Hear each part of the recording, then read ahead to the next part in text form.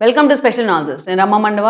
ఈరోజు అనాలిసిస్లో భాగంగా మనం తీసుకోబోతున్న టాపిక్ ఏంటంటే, నేను ఈరోజు అనాలిసిస్కి ఒక టైటిల్ పెట్టినాను. ఆ టైటిల్ మీరు చూసినట్లయితే, ఓ అంబటి వైఫ్, అదేవిధంగా ఓ జోగి రమేష్ భార్య, ఇంకా అదేవిధంగా ఓ నందిగం సురేష్ భార్య, ఒక అంబటి రాంబాబు కూతురు.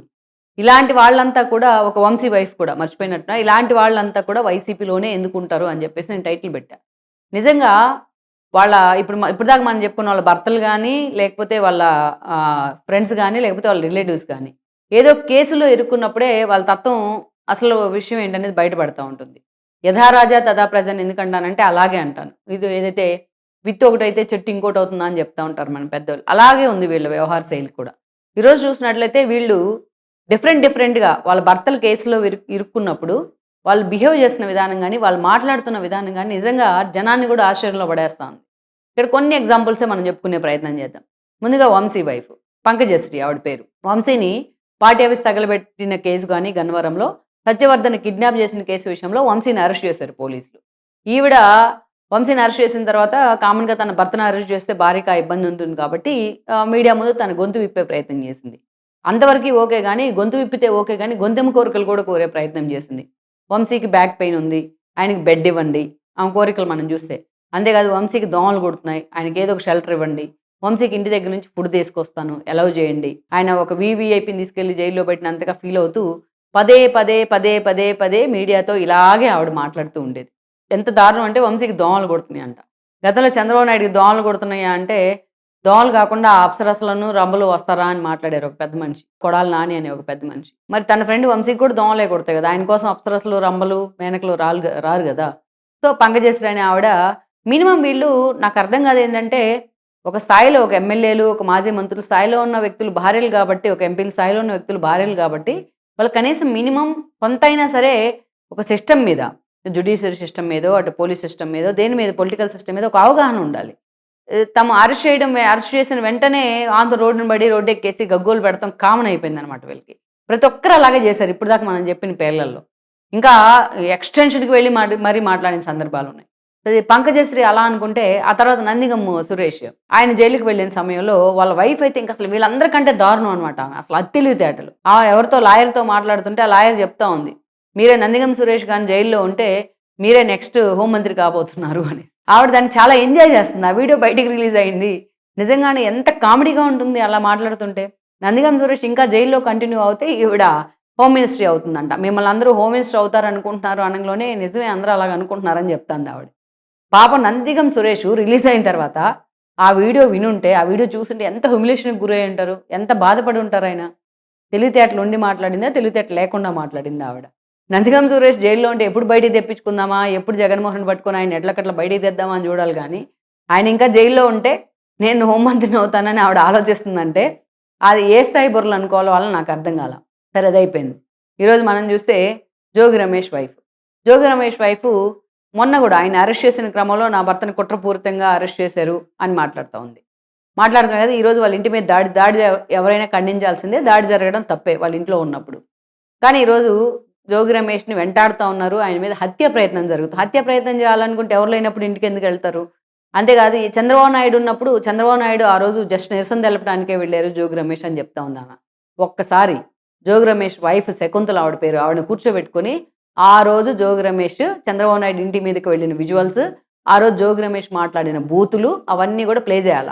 పదే పదే ఆమెకు రియలైజేషన్ వచ్చిందాక 100 సార్లు ప్లే చేస్తే గాని ఆమెకు కొంచెమన్నా బుర్రకు అవన్నీ ఎక్కుతాయేమో. ఆ రోజు చంద్రబాబు నాయుడు ఇంటి మీదకి ఒక మాజీ ముఖ్యమంత్రి స్థాయి వ్యక్తి ఇంటి మీదకు, ఒక సుదీర్ఘ కాలం రాజకీయాల్లో ఉన్న వ్యక్తి ఇంటి మీదకు, ఎన్ఎస్‌సి ప్రొటెక్ట్ అయిన వ్యక్తి ఇంటి మీదకు నీ భర్త వెళ్ళలేదా?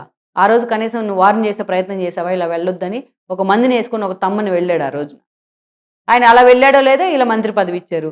అలాంటి జోగి రమేష్ మొన్న టీడీపీ అధికారంలో ఉన్నా కూడా ఇబ్రహీంపట్నంలో ఆయన కేంద్రంగా లిక్కర్ స్కామ్ కల్తీ సారా డంపు బయటపడితే నారావారి కల్తీ సారా అని మాట్లాడతాడు జోగి రమేష్. ఆ కేసులో ఇరుక్కొని బయటకొచ్చిన తర్వాత చంద్రబాబుకి, లోకేష్‌కి ఫ్యామిలీలున్నాయి జాగ్రత్త అని వార్న్ చేస్తాడు. లోకేష్‌కి చిప్పు దొబ్బింది. ఏదైతే ఆయనకు కొవ్వెక్కింది అని మాట్లాడుతా ఉంటారు. ఏం మాటలు అవన్నీ? ఇవన్నీ కూడా ఆమెకు కనిపించట్లేదా? ఆమె ఇంట్లో టీవీ చూస్తది కదా! కనిపించట్లేదా ఇవన్నీ? ఈరోజొచ్చి ముసలి కన్నీళ్ళు పెట్టుకుంటా ఉంటే, ఆమె కోసం వాళ్ళ ఆయన్ని క్షమిస్తారా? ఎలా మాట్లాడతారసలు వీళ్ళు? ఈ నేతలకు బుద్ధుండాలి. ముందు వాళ్ళ ఇంట్లో లేడీస్‌ని బయటికి తీసుకొస్తున్నందుకు. ఇలా చిన్నదానికి, పెద్దదానికి అన్నిటికి కూడా. ఇక ఇదొక ఎత్తు అయితే ఈరోజు అంబటి రాంబాబు భార్య అంబటి రాంబాబు ఏం మాట్లాడారు ముందు మీడియాతో? నన్ను అరెస్ట్ చేసుకుంటే చేసుకోండి, నేను లాయర్ని, నాకు ఎలా వాదించుకోవాలో తెలుసు, నేను అసలు కనీసం అప్పీలుకి కూడా వెళ్ళను, వదిలిపెట్టమని కూడా అడగను, ఎన్ని రోజులైనా జైల్లో ఉంటా అని సవాల్ చేశారు. మీసాలు లేవు కానీ మీసాలు మేలేశారు. అలాంటి అంబటి రాంబాబు అలా అరెస్ట్ అయ్యారో లేదో వాళ్ళ wife Vijayalakshmi house motion petition దాఖలు చేసింది. అంటే మనం మాట్లాడేదానికి చేతలకి 5 నిమిషాలు కూడా పొంతనుండదు. సో ఎలా వీళ్ళు అంబటి రాంబాబు అలా మాట్లాడిన అప్పుడే ఆవిడ ఇంటికి పిలిచి కాస్తన్నా సరే బుద్ధి బుద్ధి చెప్పుంటే నువ్వెవరిని అవమానిస్తున్నావు? చంద్రబాబు రూపంలో వాళ్ళని తల్లిని తిడుతున్నావు, వాళ్ళ భార్యను తిడుతున్నావు, లేడీస్ని తిడుతున్నావు, తద్వారా మమ్మల్ని కూడా అవమానిస్తున్నావు, నీకు 3 ఆడపిల్లలు ఉన్నారు వాళ్ళని కూడా అవమానిస్తున్నావు అని చెప్పు ఉండాల్సింది. ఒక పంకజశ్రీ వంశీని వార్న్ చేసి ఉండాల్సింది. ఆ రోజు దిక్కుమాలిన తరాగా మాట్లాడుతూ ఉన్నావు, దిక్కుమాలిన మాటలు మాట్లాడుతూ ఉన్నావు. భువనేశ్వర్కి నీకు టికెట్ ఇచ్చిన వ్యక్తి భార్యను అవమానిస్తూ ఉన్నావు, లోకేష్ పుట్టుకుని అవమానిస్తూ ఉన్నావు, నిన్ను ఇంట్లోకి రాకూడదు నువ్వు అని ఆ రోజు అడ్డుకొని ఉంటే, ఆ రోజు నిలదీసి ఉంటే అతన్ని తర్వాత దోమలు కొట్టకుండా దోమ తెరలు అమర్చేవాళ్ళే. ఆ రోజు నిజాయితీగా అరెస్ట్ అయ్యి ఉన్నా. ఇక అసలు నందిగం భార్య గురించి మనం చాలా తక్కువ చెప్పుకుంటే, ఎంత తక్కువ చెప్పుకుంటే అంత మంచిదనమాట. ఈరోజు అంబటి రాంబాబు డాటర్ మౌనిక గురించి కూడా పెట్టాను నేను. ఆవిడేం మాట్లాడుతూ ఉంది? మా నాన్న అసలు అలాగ మాట్లాడలేదు, చంద్రబాబు నాయుడిని ఉద్దేశించి అనలేదు, చిలవల పల్లవలుగా ఉన్నాయి లేని కల్పించేస్తున్నారని మాట్లాడుతుంది.